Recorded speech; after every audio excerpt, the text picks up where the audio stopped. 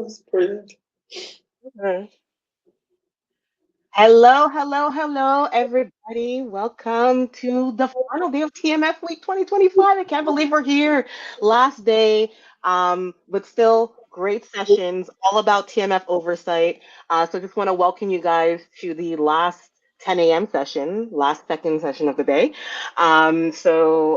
Welcome. And before we start, I just want to know if everyone can hear and see me. But let's make things a little fun. It's the last day. I am going to ask you guys to put in the chat what is your favorite cocktail, your go-to cocktail when you go out to a bar, if you're at home. Please put it in the chat of letting us know what is your favorite cocktail or alcoholic beverage. Um, I see some Tangerine Spice. Bloody Mary, that's always a good one too. Anybody else have Long Island iced tea? Yes, that's my jam. Really love the Long Island iced tea. Lots of mixing going on over there. I'm more of like a gin and tonic type of person, or maybe white wine. How about you, Francisca? I do like the tangy stuff, the spicy tangy with a little bit of ginger. I think that's good. Okay, great. Love that. A little spice in your life. Oh, I have Kemi says it definitely a spritz, so that's good. All right, so I'm happy that we are getting to know each other. Fran, thank you about the espresso martini. Yeah, I'm getting a lot of good ideas, actually, for cocktails later on to celebrate the end of TMF week. So thank you all for your great suggestions here. We're going to move on to housekeeping rules. Okay, so this is the housekeeping rule 101 here. We want to let you know what's in store and what to expect. So all sessions are going to be recorded. Okay, everyone asked this question. We are answering to you. Yes, it will be recorded. This session, all the sessions will be made available next week. So don't worry if you miss anything, you can always come back to it. All attendees will be receiving a certificate of attendance. So whether you attended one session or all sessions, you will get a certificate so that you can brag a little bit on LinkedIn, letting people know that you attended TMF Week. All questions will be presented at the end of the presentation. So make sure you get your questions in. If you go to the right side of your screen, that is the engagement panel. As you can see, the chat's on fire with everybody still writing all of the cocktails that they enjoy having. So I really love that. So you can either write in the chat, write in the Q&A section so you can get your questions into Francisca. She's ready and waiting to answer all of your questions after her presentation.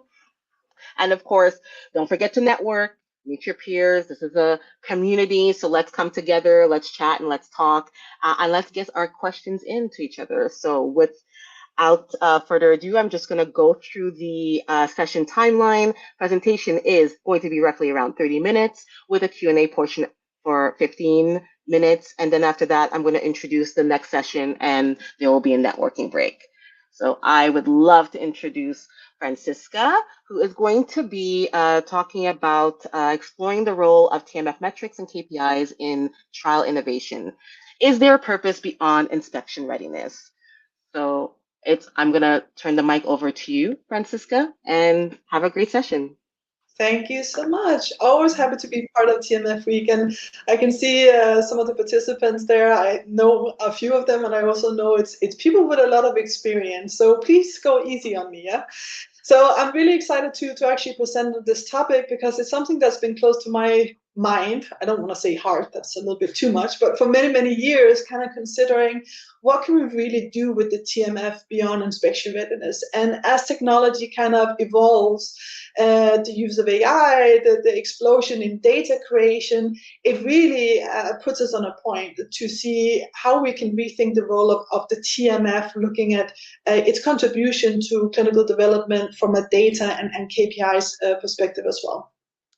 So just very quickly, maybe. So my name is Francisca Dama. I'm Global Head of Clinical, working for Base Life Sciences. I have a bit of a mixed background. So I spent some time in pharma. I worked for different technology vendors, and recently spent a lot of time in life science IT consulting. I've been working with the TMF since beyond there was an E in there, and I've been involved with many customers and organizations in different levels of maturity both on the digitization side, but also on the use of the TMF. So I've been involved in a lot of anything from system implementation, accelerations, process optimization. And I also am an active volunteer for CDISC, but with primary focus actually on APAC, like Japan and China, and really trying to expand some of the TMF reference model use over there. Maybe more relevant is also beyond the eTMF, I'm very focused, I have been very focused the past 5 years on data enablement and AI product development.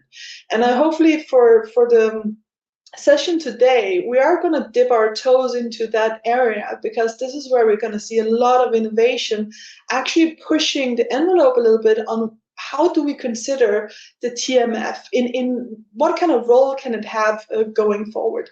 So for the agenda today, we're going to be looking at, I am going to be revisiting TMF metrics from a today's standpoint or point of view. I know it's been a full week, and a lot of you is already well aware of these things, but I think it's important to look at it purely from a data perspective. How are we looking at TMF data today? What kind of challenges are we facing? Because it's foundational for when we start looking at trial innovation. What are some of these challenges that we're facing that might impact our ability to innovate and to optimize the use and realization, value realization of data as well. So we're also going to look at TMF metrics and data for, of course, trial innovation, and then explore a little bit on what the future holds for the TMF. I am going to take it as far as I can. I know a lot of you might disagree, but I am very open for questions and discussions at the end of the session. So I'm hoping we can really use this session as a way to kind of start rethinking the role of the TMF from a clinical development perspective. So let's get started. So the traditional view of TMF metrics, I'm not sure how many of you kind of think about this, but an eTMF system per document will typically collect somewhere between 50 to 150 data points per the individual documents. And I kind of started the list of the type of data we collect as part of document creation, QC workflows, inspection readiness checks, all of these different aspects, as well as system logs and document owner activities, audit trail, and all of these different things. And that doesn't even include all of the data that you might have in addition to that, that's customized within your systems to support your own individual processes as an organization. So we are, of course, today primarily focused on the use of TMF data to support TMF compliance during audits and inspections, so basically inspection readiness. But we also face not just with a lot of interesting data that's being collected as part of our document management of the TMF, but we also have a fairly extensive toolbox available across many different types of tools like dashboards, checklists, status reports, heat maps, thresholds, and so on and so forth. I'm sure you can come up with many more depending on your organization and, of course, level of maturity as well. But what this means is that we not only have access to a lot of data, but we also have a significant amount of tools available to us to draw insight from that data as well. In addition to that, as I mentioned, I work a lot across many different types of organizations, and I've seen a lot of variation in terms of the type of KPIs we utilize to measure our inspection readiness for quality, completeness, timeliness, TMF oversight. I could add more topics like risk-based approach and so on and so forth as well. The KPIs are also equally extensive. There are a lot of there that's being defined that is accurately, that is consistently being monitored by our TMF management teams to ensure that inspection readiness. Now, on the right side, I have a little bit of half a slide there that kind of shows the calculation on the actual time and effort we in general or in average put into our TMF management when we are focused on aspects like classification and quality control. So this is a slide I've shown a few times across a few different audiences, and somewhat verified that the industry kind of agrees that these numbers are pretty pretty close to what most people will face.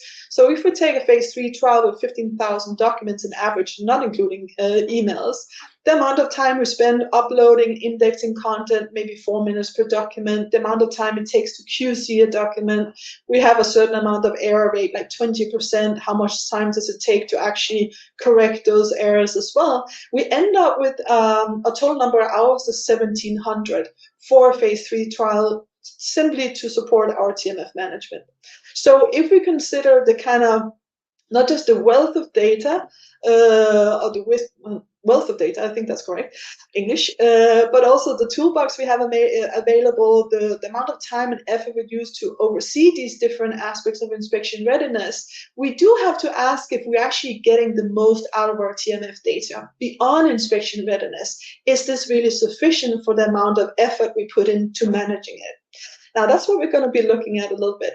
Now, before we do that, let's take a look at what's kind of working and where organizations typically hit roadblocks in optimizing the use of TMF data. So, of course, it does help us, right? So we have all of this effort, we have all of this data to be able to ensure document accountability, to be able to identify areas of non-compliance, to be able to support standardization by comparison, be able to ensure continuous inspection readiness, and so on and so forth. But even in that foundational kind of use of TMF metrics towards inspection readiness, I do see a lot of, still roadblocks where organizations will struggle really to make the most out of that data. Now, this is my personal opinion. Again, please feel free to completely disagree with any of it. So this is just what I've observed over time. But what is really interesting is this kind of extreme focus on quality control, and metrics around quality process itself. So when I go visit different organizations, I typically ask a lot of questions around the use of metrics and KPIs in a way to kind of gauge an organization's maturity in the use of the eTMF. It's a very good indicator of if there's any efficiencies that you can kind of help alleviate a little bit. And when I start asking these questions, most organizations will have a really good answer on how do you do QC, what kind of metrics do you manage, how do you optimize that. Yet at the same time, when you ask those same questions to other areas of inspection readiness, like completeness, like timeliness, for example, that is a significantly more complicated process, you start having a little bit more gappy answers as to how do we do that efficiently. Oh my God, it is Friday. I do need that drink. Anyway, how do we do that efficiently? And you can start seeing a little bit less certainty in terms of what is the optimal way of actually using metrics to support those activities. I would also say, with some putting myself out there, I do still think the eTMF is very much viewed as a records management activity. When we talk about the time master file, we talk about documents, we talk about records. Very seldom do we talk about data, the amount of data it actually contains. We also typically seem to be very reactionary instead of proactive when it comes to the assessment of data. We typically look behind us to see, okay, what happened last month? How are we performing this quarter? I can give you an example. I was working with one organization that did 100% QC, twice, I would say, and they had a 50% error rate. And they spent a lot of time and focus on correcting those errors, which was identified as part of the QC process. Not that that necessarily is wrong, but what they didn't do was use that insight to then do a root cause analysis to try to figure out, well, why do we have so many errors? How do we decrease the amount of errors that we identify instead of just trying to close the gaps? And of course, with the amount of organizations attending this call here, you will all have different levels of maturity. Some of you might be looking towards trends and try to mitigate those trends and optimize your TMF, but that is not necessarily the norm across the industry as well. And then finally, we are working very complex vendor vendor landscape, of course, right? So that complexity also increases or decreases data quality, for example, standardization and those aspects, which are very important to having nice, clean data that can help you gain significant insight into what's going on. So let's actually start with the core topic for this presentation, which is really trying to think about how can we rethink the role of TMF step by step.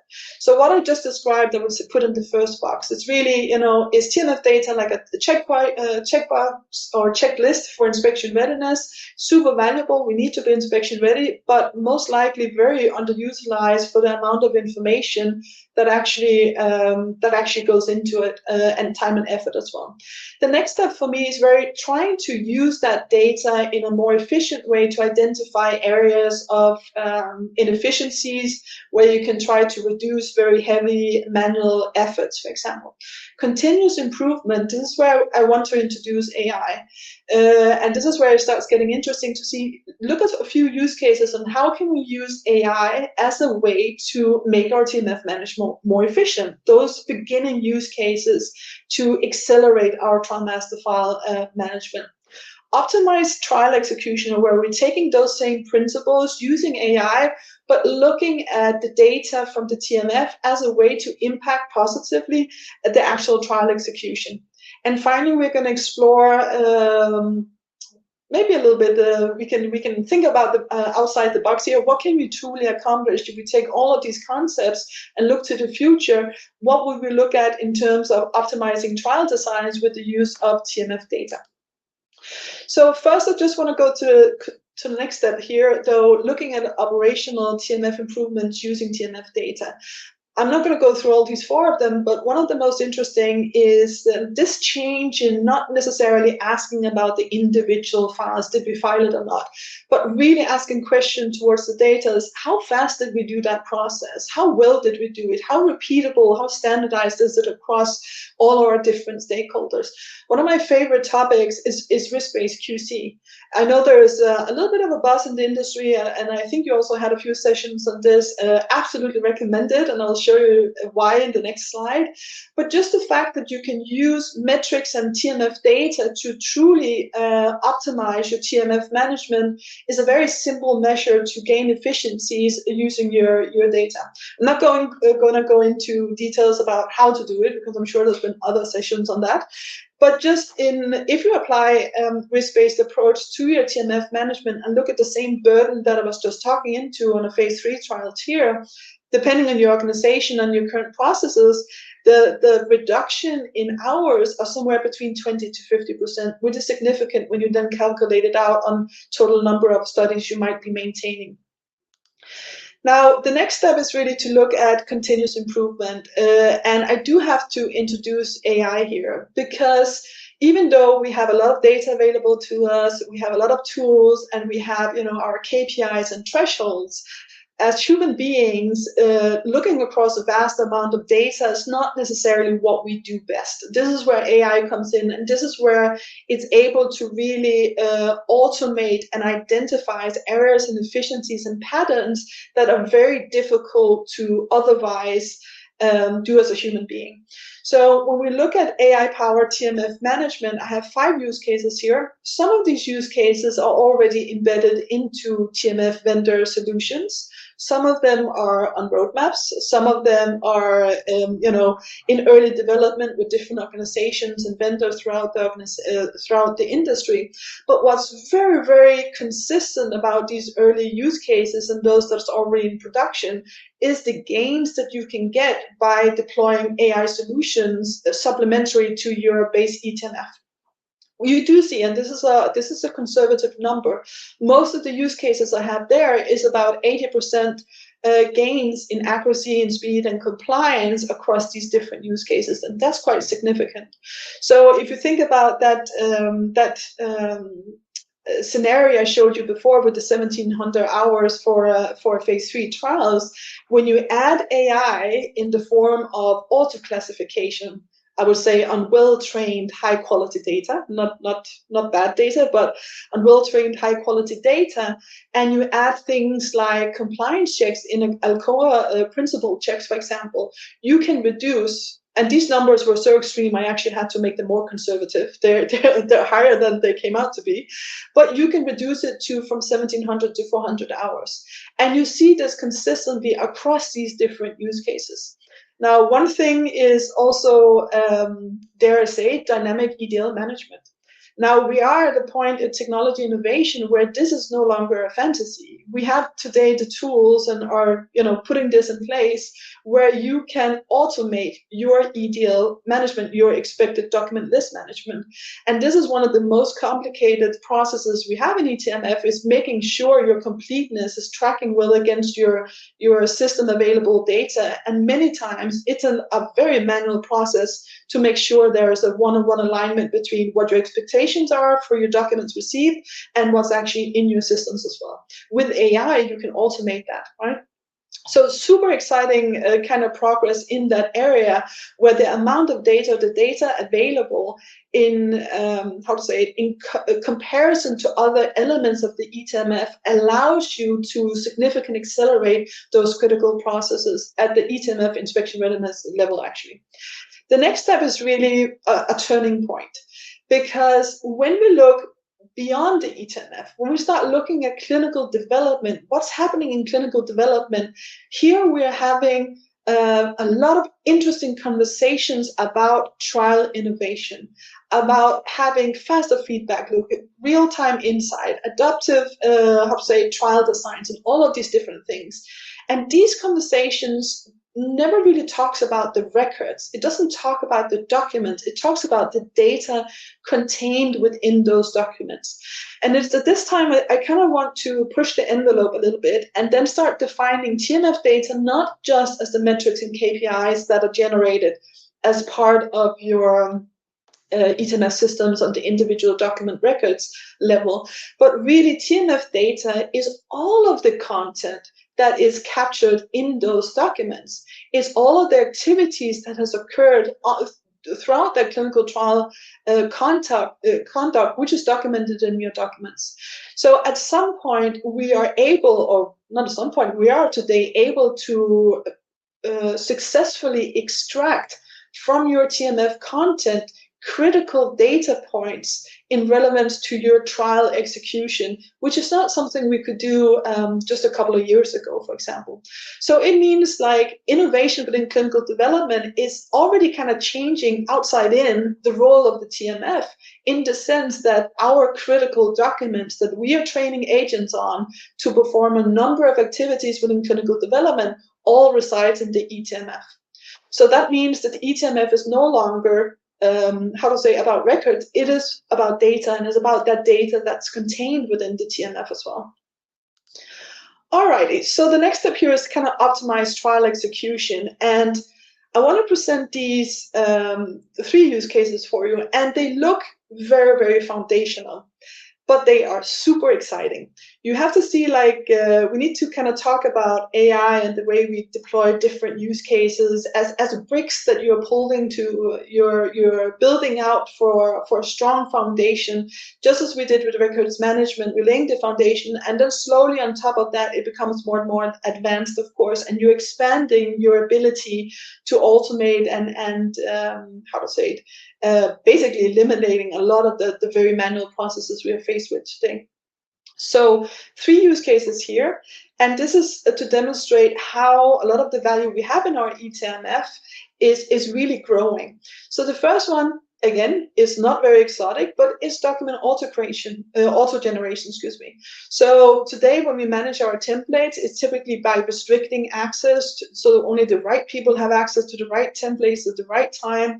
But when you can actually automate the generation of your documentation, and you can be ensured about the template, you can be ensured about the format, for example, being compliant to regional variations, for example, you can have different workflows, agile workflows that includes human reviews and all of these different things. You can have automated compliance checks. What I mean by this, and I absolutely love it, I have to say, imagine that in your system is a built-in verification or an automated compliance check against all of the regulatory corpus of guidelines. So you're authoring something, you're authoring an IB, a protocol, whatever document you want to author. And in that agent, it's immediately checking your alignment with regulatory guidelines. And it will pop up and say, okay, not just regulatory guidelines, but actually also part of your studies, your protocol. You're writing a monitoring plan, and it immediately checks it against the content of your protocol, as an example. Now, that kind of comparison and being able to identify discrepancies in almost real time, is an incredible use case. The next one is kind of translations of regulated content. So maybe translations from a TMF perspective, it doesn't again sound that interesting, but when you dig into the process, companies are using. We are managing translations, or we are storing translated documents within the TMF. But companies, before it gets to that point, are spending millions of dollars to make sure that your protocols, your site-facing and patient-facing content is translated correctly. Typically, this is a very cumbersome process with many people involved, certifications and cost per pages before you have that translation available. Despite this, any company will still face significant deviations in those translations before we start automating them, and they have a significant impact on time to market and on our trial execution. So an average deviation will cost around $1 million. A mid-sized company have awareness of. A mid-sized company, they had around 130 deviations. 30 of those had an immediate or had a significant impact on the trial execution, delays, impacting acceleration, time to market. That meant that it was over $30 million in costs due to the deviations. Now, going back to the TMF, when we are training translation models, it is fully embedded into the trial master file. It is fully embedded into your records management, and the way these works in terms of optimizing those processes are completely reliant on historical legacy, high quality documents already available to be able to do these solutions. Lastly, on this use case, I want to talk about content reviews. Again, a concept we're very familiar with within the trial master file, but AI now allows us not just to check is the document complete or not. It's able to check language clarity. It's able to check, for example, MBRs. What kind of activities were conducted? Are those activities, have they been described completely, for example? Is there alignment between the follow-up letter and the actual MVR, for example?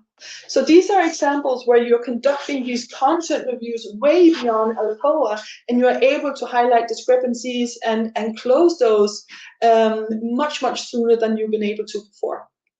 I got all excited about this topic. I could talk on forever, but I will move on here. So the next one is really looking at this from an optimized, oh, did I miss one? Give me 1 second. I did not. Okay. The next one is really taking that last step. If you imagine being able to compare components within your eTMF, by components, what I mean is the content that is captured within your eTMF.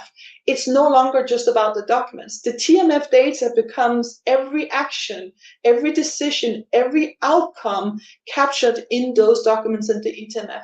When you're able to use that data, have access to that data, use it in order to gain insight into your critical clinical development and clinical trial activities, we get to the point where we're really truly looking at long-term optimized trial design and innovation as well. So, for example, I've written out a few examples here. So imagine that you have that or the system have that knowledge of what has worked and what hasn't worked in your previous trials by looking at your TMF data, being able to manage discrepancies in real time, immediately saying, well, you're doing this right now, you're documenting this, but it's actually in violation of your protocol for this, this, and this, or many, many, many other examples of comparing the kind of content that you're captured in those documents as well. It will allow us, of course, to identify operational patterns and bottlenecks earlier to improve poor trial designs, be able to gain insight into site and vendor strategies, be able to have more, how to say, dynamic data-backed feedback loops, and all of these exciting use cases.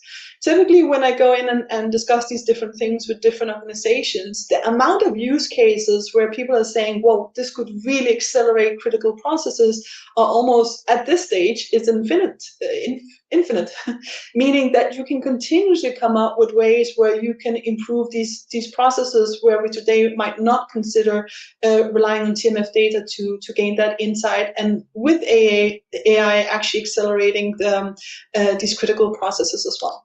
So I can see we're close to getting to the end of the presentation. 2 more slides. I think there is, of course, it's not quite as easy as I'm letting it sound here, in the sense that there are a lot of challenges in, how to say it, in really expanding the TMF role. I think one is the data quality and standardization. If you think back to when I started the presentation in terms of just pure inspection, readiness, your quality data, your timeliness, your completeness, the way we kind of consider the data around that, the way we work with it, is also a foundation for how we might consider expanding the TMF's role going forward. And that is, as writing here, it's a little bit of a cultural resistance, right? Compliance versus an innovation mindset. Can we really get over that hurdle and start truly almost, how to say it, separating out our TMF mindset from that of a data mindset, looking at what's actually available in those documents as well. We also have significant, of course, challenges with integrations, upstream, downstream systems, processes. I'm talking about clinical development, and its impact on the TMF, but those groups are not necessarily some that crosses their path that often. Your TMF managers do not necessarily sit in on your AI initiatives in clinical development, and that also means there's a little bit of a barrier in trying to innovate and come up with ideas and solutions where we're thinking, well, we actually have a lot of data sources here that would help you optimize also your AI initiatives as well. And that comes to this, like, bridging the gap between science, business, and technology. It's being able to translate the requirements of these different areas in a way that helps optimize the identification of areas of opportunity as well. And then finally, change management. Every change is kind of a little bit hard in this industry, but also I think when we are looking at the pace of innovation, very, very soon, I think these type of use case is going to come knocking on TMF doors, and it will very much be how do we actually manage this as well. So finally, if you do have an interest in these kind of things, there are some practical actions you can take, and very low practical. Just take a look at how you are using metrics today. How are you using data today? Are you limited, for example, in the terms of, are you focused just on quality? Are you already expanded it to the rest of, completeness and how to say, timeliness, even though they're a lot more difficult, for example? Building these kind of use cases that look across different types of processes, not necessarily strictly related to the TMF always. And then also just seeing, how to say it, trying to get people to see the TMF beyond that records management is also super difficult, and we know it's very difficult as well. So I like this quote. I don't know where I got it from, but inspection readiness is the floor, not the ceiling. I always think about that. That's a very nice thing for kind of start thinking about the innovation aspects as well. All right, so that is the end of my presentation. I really hope you have some amazing questions, because I'm very keen to hear your thoughts on these ideas. Ah, yes. Francisca, thank you so much for your presentation. And yes, there are a lot of questions that came in. So we're going to get on to that. And I just want to thank everybody online right now who has been active in the chat and in the Q&A. Thank you so much. This is what makes TMF Week so great, is you wanting to find out more information, asking great questions, and just like communicating with each other in the chat. Because like I said, we're part of a community. I'm going to share a question here from Usman. Go. What role do TMF metrics play in elevating documentation, quality, and operational transparency across stakeholders beyond just clinical operations?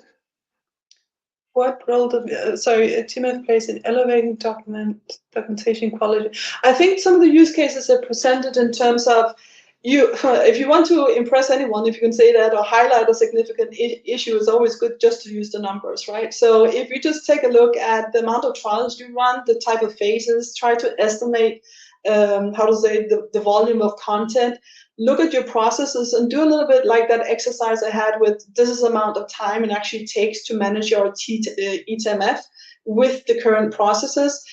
I would be very surprised if you cannot come up with efficiencies or inefficiencies you can eliminate. So if I understand the question correctly, that is kind of the role of metrics, is to kind of highlight where there are challenges and opportunities for improvements. And you can take that as far as your data allows you. So to have that transparency across stakeholders, always use numbers. I don't know if that answers the questions, but it's typically a good idea. That's very true. Power in the numbers. I'm going to share another question here, and has to do with AI. Amabel asked, can you give an example of how AI can automate EDL?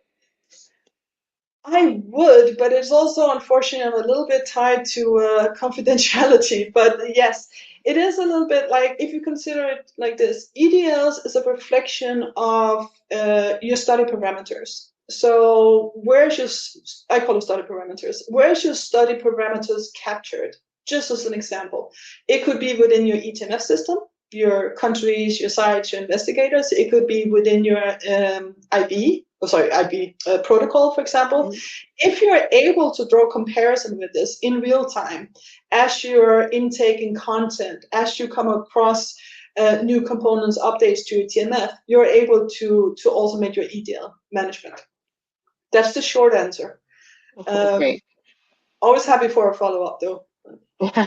Excellent. I'm gonna stop sharing that. I have here. Let's get this going. We have one from Fran. It says, explain to us, please, the differences between Gen AI and regular AI and other kinds of AI, like what bots and what. That's a good question, the one that takes a little bit of time. I think generally the easiest way to think about, like, AI consists of many, many different things, also machine learning and all of these different aspects, right? So I don't have my very nice AI slide up. But generative AI, the way to think about it is it creates new stuff. I think that's the easiest. Just as ChatGPT, for example, you're able to create content and document based on insight to how should that content be structured. The same with images, for example. I think that's the way a quick way to think about the differences between the different generative AI. And I could just as well have used AI because, strictly speaking, I think I did make a mistake somewhere in the presentation. Some of the use cases are not Gen AI, they're ML, for example, or different types of variations of that. So that is the high level difference. Great. That makes sense. And thank you, Fran, for that great question. I have one here. How can automated classification and Alcoa++ check, cut manual effort, and improve accuracy in TMF oversight? Okay, so for classification, again, it's models trained on high quality data. And what the model does is be able to detect the patterns within that data that allow us to identify what type of document is that. based on that identification, it could be a combination of different things. It could be a combination of being able to identify, the pattern, the format, some elements of content within a document, and then using that information to classify the documents. And within an eTMF system, we'll be able to apply the zone, section, and artifacts, for example. Extending that, still in the auto classification, is also being able to extract key pieces of information from that document. It could be the document date, it could be site number, it could be investigator name, for example, and also use that information to auto-populate in your mandatory fields when you need to classify your documents. So that's your auto-classification capabilities. If you go back to that, don't actually go back to it, but think about that green slide where you see, okay, 4 minutes to update, upload, index your documents. It will completely automate that up to around, depending on the quality of your data, is between 85 to 95% of all your TMF content can be automatically classified. So you no longer need to index your TMF documents. At the same time, it also significantly decreases the quality issues with your index content. So not only is it faster, but it's more accurate. So you don't have to spend time correcting misfiling and misclassification issues. The Alcoa++ is very much just extending some of that, both data and extractions, and looking at, for example, certain quality rules, if you can call it that, against the principles of Alcoa. For example, can you read the page? Is there any kind of duplicating pages? Depending on how your model is trained, it will recognize that what should be the conclusion of a document, meaning how many pages should be in there typically, for example, and it's able to do those checks automatically. So it's a way to really cut the manual effort and really significantly improve the TMF oversight at the same time. Well, not the oversight, but the quality of it. Great. Thank you for that. I think we have time for one more question. Have one from Daniela Velinov. She asks, what are the tools / features currently available to assist with automation of EDLs? Tools and features, this is very specific for technology. Again, I can't quite go into too much, but it is, it's something that the industry, and I think there are quite a few vendors actually working on this as well, right? So it is tools and features. How do I answer this in a good way? It's a little bit what I already mentioned before in terms of how you can do this. It really depends on your organization's maturity in terms of, do they want to do AI? Whatever vendors you're looking at, I would recommend that you talk to them about their AI roadmap. Most eTMF vendors today will have an AI roadmap that can help you, they can discuss this with you in terms of how it can help you alleviate some of your more manual eTMF tasks as well. It's a little bit difficult to actually answer because it really depends on who you're talking to. Every organization working on this in the industry are different levels of maturity, different levels of development. So it depends on where you're looking and where you're asking. Perfect. That's kind of a non-answer. Yes. That's great. I think you answered the question very well. Very diplomatic, so it was very good. I just want to say thank you so much, Franziska. Now, it's the end of your presentation, so you can go and have that drink. That special drink. So just wanted to say thank you for a wonderful and insightful presentation. A lot of great questions came in, and like I said, the chat is on fire. We're gonna have to go through all of these just to recapture some of these moments, because we love how engaged everyone was with your presentation. So thank you so much from the bottom of our hearts for presenting to us today. And I just want to also thank the audience as well for being just awesome attendees and asking all these great questions. And now I'm going to go on to the next session, because it's not over yet. Even though it's the last day of TMF week, we still have a couple more sessions in our hats. So the next session will be at 11 a.m. and that's in about 15 minutes with Katie Hoover, TMF Oversight Rescue, Identifying Issues and Taking Control. So that is coming up next. And don't forget, as usual, head over to the lounge, mingle, meet your peers, have some continue on the discussion before you head over to your next session. And with that, again, Francisca and I would like to say thank you to everyone for joining, and we'll see you at the next one. Bye, everyone. Bye. Thank you.